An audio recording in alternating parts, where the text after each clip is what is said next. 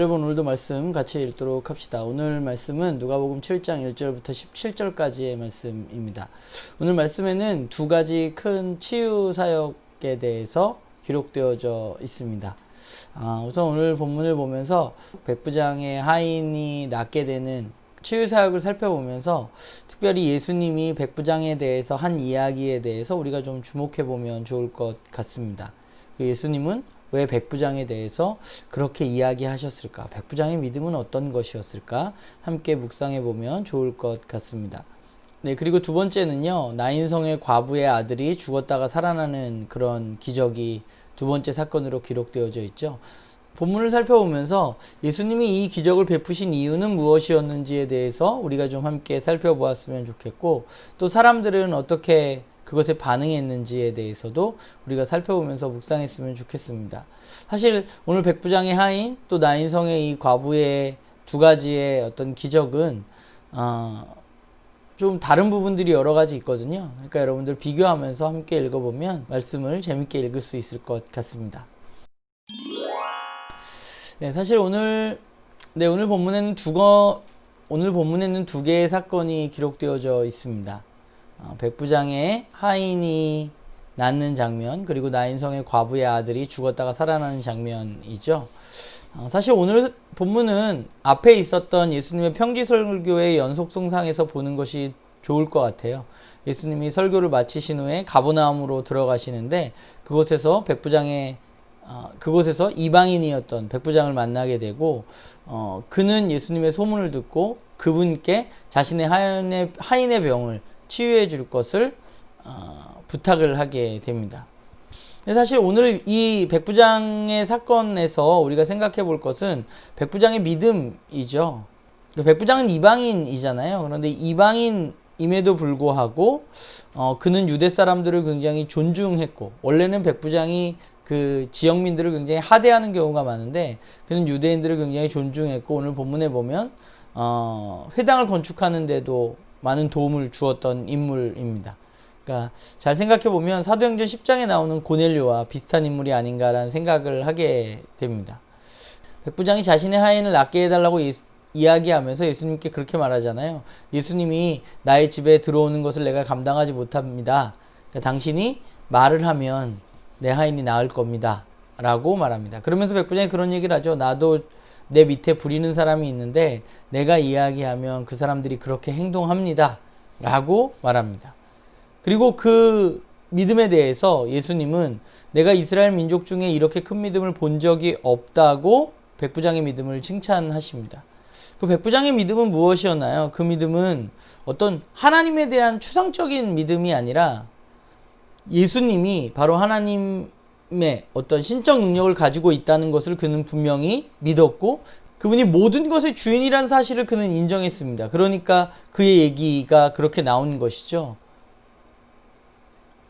백부장의 믿음은 무엇이었는가 생각해 보면 그 백부장의 믿음은 어떤 하나님에 대한 어떤 추상적인 신앙이 아니라 매우 구체적이었던 것 같아요. 그 구체적인 게 뭐냐면 예수님이 주인이시라는 사실에 대해서 그는 분명히 알고 있었습니다. 그가 주인이기 때문에 병마저도 명령하면 나갈 것이라는 사실을 그는 믿고 있었던 거죠. 자기가 하인들에게 명령을 하면 그 하인들이 듣듯이 모든 것들의 주인이 예수님이라는 사실을 그는 믿었고, 그것이 추상적인 것이 아니라 굉장히 구체적인 믿음으로 나타나게 된 것이라고 볼 수 있습니다.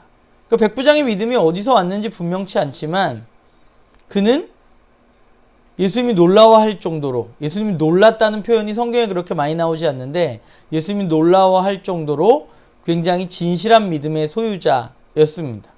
그러니까 백부장의 믿음을 보면서 누가는 당시에 있었던 유대인들이 예수님이 메시아인 것을 받아들이지 못하는 것을 어쩌면 비꼬고 있는지도 모르겠습니다. 하지만 백부장의 믿음은 그들과 비교해서 아주 예수님을 메시아로, 예수님을 하나님으로 받아들이는 매우 진실한 믿음이었다는 것이죠. 그리고 두 번째 나와 있는 나인성 과부의 아들의 어떤 죽었다가 살아나는 치유 사건은 사실은 앞에 있었던 백부장의 이야기와 굉장히 대조가 되는 것이죠. 왜냐하면 앞에서는 백부장의 믿음이 굉장히 강조된 것에 비해서 뒤에 있는 나인성 과부의 이야기에서는 죽은 아들이 살아날 것이라고 믿는 사람은 그 자리에 아무도 없었습니다. 한 사람밖에 없었죠. 바로 예수님밖에 없었습니다.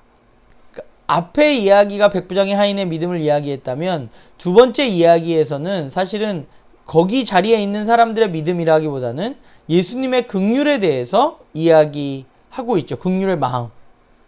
오늘 본문에 보면 예수님이 그 여인을 불쌍히 여기셨다라는 말이 나오는 것을 볼 수 있습니다.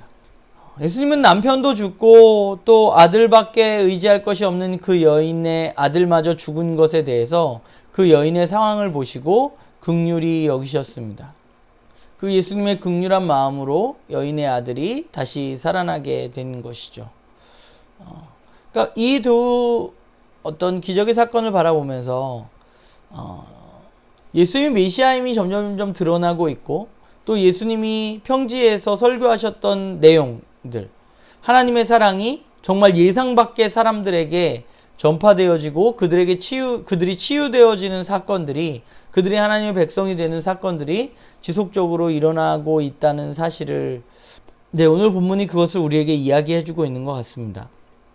오늘 본문을 보면서 백부장의 믿음을 한번 생각해보면서 저 자신을 좀 바라보았습니다. 나는 어떤 믿음을 가지고 있는가? 내가 예수님이 나의 삶의 주인이라고 고백하는데 그 주인이 나의 삶에 실제적으로 드러나는가 하는 것이죠. 오늘 백부장의 믿음은 그 예수님이 주인이라는 사실이 아주 매우 잘 드러나 있는 적극적인 믿음, 진실한 믿음을 보였는데, 내가 말로만 주님이 나의 주인이십니다 라고 고백하면서 실제적으로는 내가 그렇게 생각하고 그렇게 행동하고 있지 않은 것은 아닌가라는 좀 생각을 하게 되었던 것 같아요.